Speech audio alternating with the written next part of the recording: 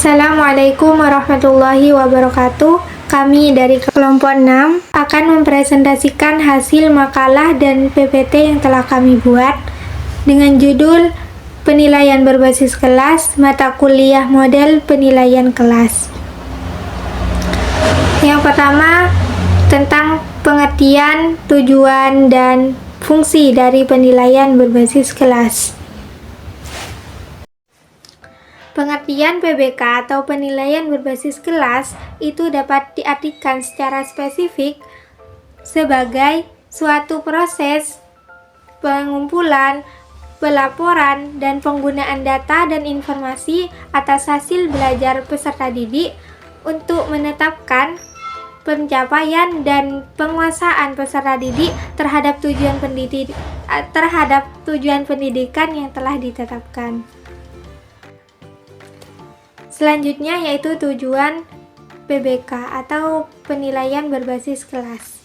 Secara umum, tujuan PBK adalah memberikan penghargaan terhadap pencapaian hasil belajar siswa,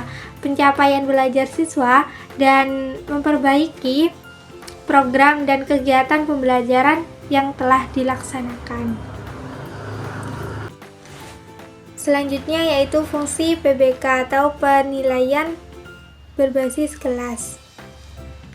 Fungsi dari PBK ini ada dua, yaitu fungsi untuk siswa dan fungsi untuk guru. Fungsi untuk siswa yaitu membantu peserta didik untuk mengembangkan dirinya. Yang kedua, untuk guru.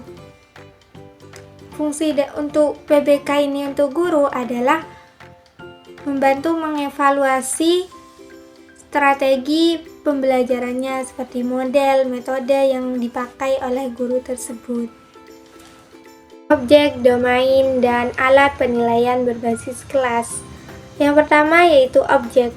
Objek meliputi beberapa kompetensi yang harus dicapai oleh siswa.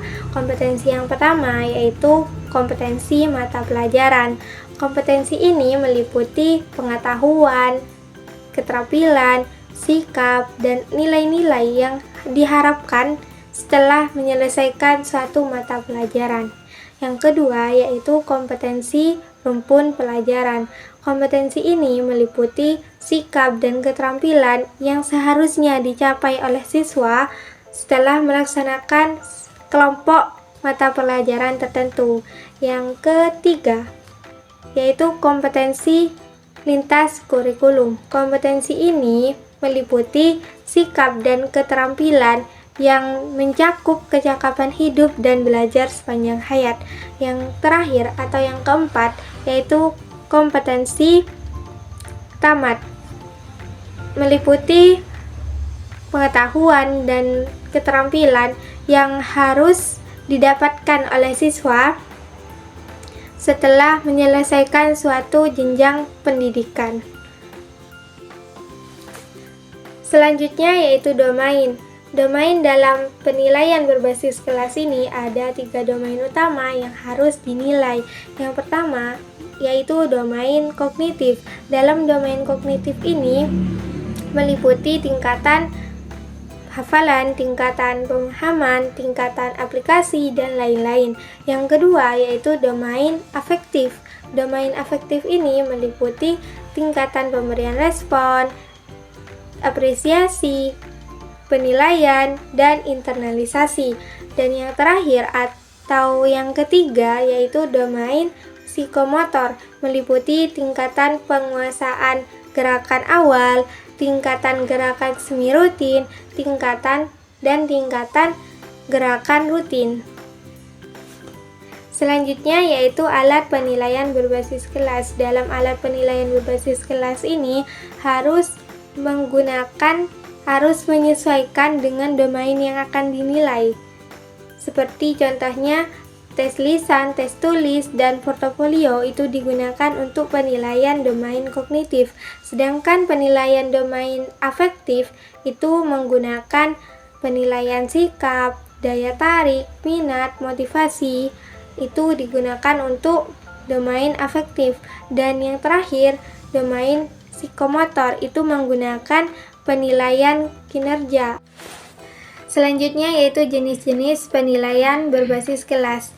Yang pertama yaitu penilaian formatif. Penilaian formatif ini dilakukan selama proses belajar mengajar berlangsung. Yang kedua yaitu penilaian sumatif. Penilaian sumatif ini dilakukan pada akhir periode pembelajaran. Yang ketiga yaitu penilaian otentik. Penilaian otentik ini untuk mengukur kemampuan siswa dalam konteks nyata.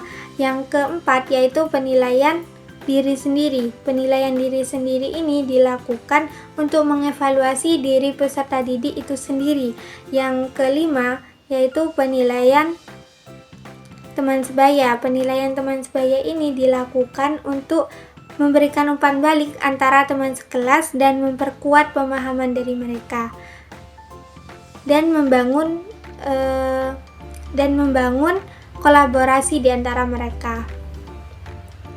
Yang keenam yaitu portofolio. Portofolio ini kumpulan dari karya mereka yang menunjukkan kemampuan mereka. Yang ketujuh atau yang terakhir yaitu ujian praktik. Selanjutnya yaitu prinsip-prinsip penilaian berbasis kelas.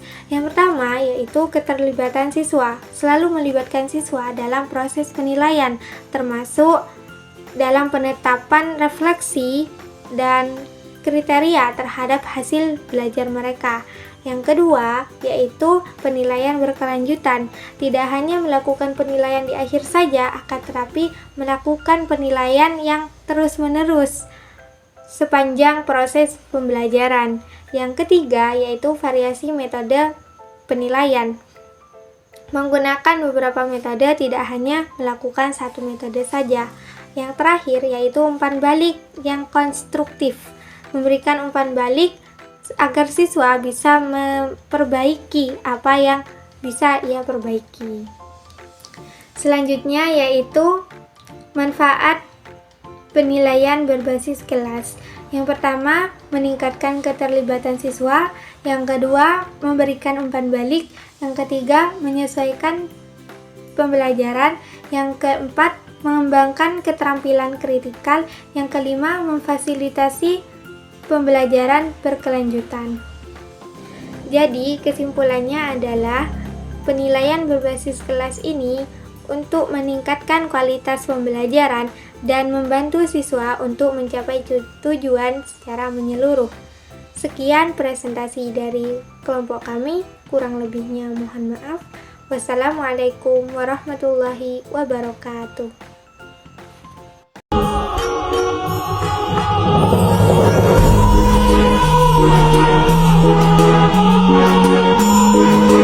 Thank you.